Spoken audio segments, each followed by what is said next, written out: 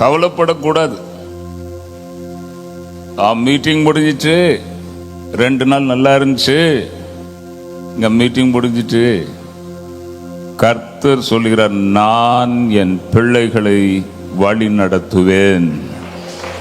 கைகளை தட்டி கர்த்தரை துதிப்போம்.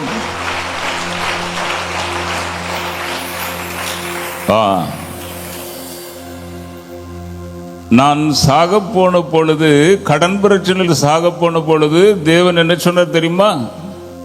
கோ டு ஆந்திர பிரதேஷ். ஆந்திர பிரதேசத்திற்காக அனுப்பப்பட்ட மனுஷன் நான்.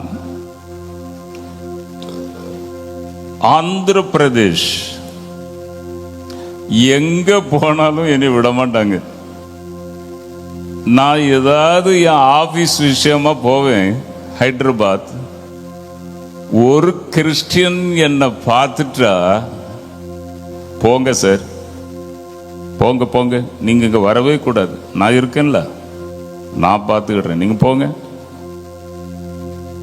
ஒரு நாள் இரவு 2 மணி போலீஸ் ஜீப் வந்து என்னை அரெஸ்ட் பண்ணி கொண்டு போகுது. போலீஸ் ஜீப்பு வந்து எங்க வீட்டுக்கு வந்து ராத்திரி 2 மணி, மத்திய ராத்திரி 2 மணி என்னை எழுப்பி என்னை அரெஸ்ட் பண்ணி கொண்டு போறாங்க. என்னன்னு கேட்டேன்.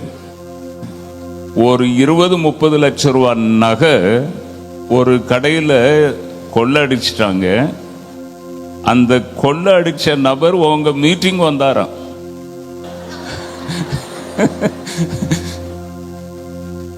உடனே நான் ஒண்ணு பேசல.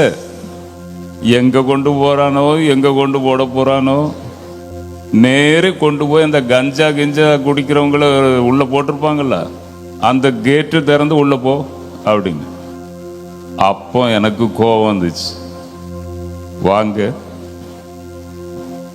நான் யாருன்னு தெரியுமா உனக்கு அப்படின்னு கேட்டேன். தெரியாது சார். நான் இங்க உட்கார்றேன் ஒரு 5 நிமிஷம், ஏதாவது ஒரு கிறிஸ்டியன் ஆபீசர், போலீஸ் ஆபீசர் இருந்தா போன் பண்ணு. ஜட்சன் ஆப்ரஹாம் வரங்கல்னு சொல்லு, அவர் என்ன சொல்றாரோ ஒரு இடம் கேளு அப்படின்னு சொன்னேன். உடனே போய் ஒரு கிறிஸ்டியன் போலீஸ் ஆபீசருக்கு போன் பண்ணோன்னு அவர் சொன்னாராம், தலையில அடிச்சுக்கிட்டு சொன்னாராம், அவர் எதுக்குப்பா கூட்டு வந்தாங்க? அதே போலீஸ் ஆபீஸ்ல மரியாதையோட சலிட் அடிச்சு நேர வீட்டுல கொண்டு விட்டுட்டு வா.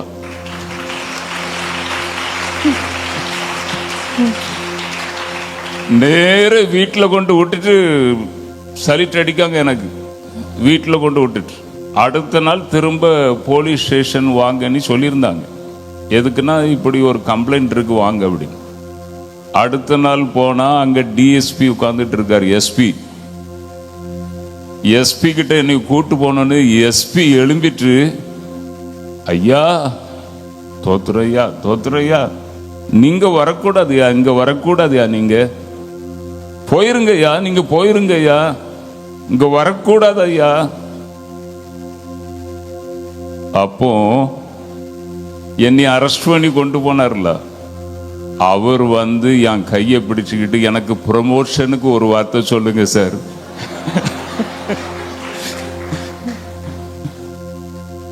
தாங்குறாரு, வந்து தாங்குறாரு, ப்ரமோஷனுக்கு ஒரு வார்த்தை சொல்லுங்க சார் அப்படின்ட்டு. பாருங்க, தேவன் நம்மை வழி நடத்துவார். யாரையும் டச் பண்ண விடமாட்டார், உங்களை தொட விடமாட்டார். இஸ்ரவேலை காக்கிறவர் உறங்குவதும் இல்லை, தூங்குவதும் இல்லை. இஸ்ரவேலுக்கு விரோதமான மந்திரமும் இல்லை, குறி சொல்லுதலும் இல்லை. ஆதலால் கண்டிப்பாக தேவன் உங்களை காத்து வழி நடத்துவார். இன்றைக்கு வருகிற வார்த்தை, கர்த்தர் என்னை வழி நடத்துவார். கூட்டம் முடிஞ்சிட்டு ஓகே, நானும் நாளைக்கு போயிடுவேன். தேவன் உங்களை வழி நடத்துவார்.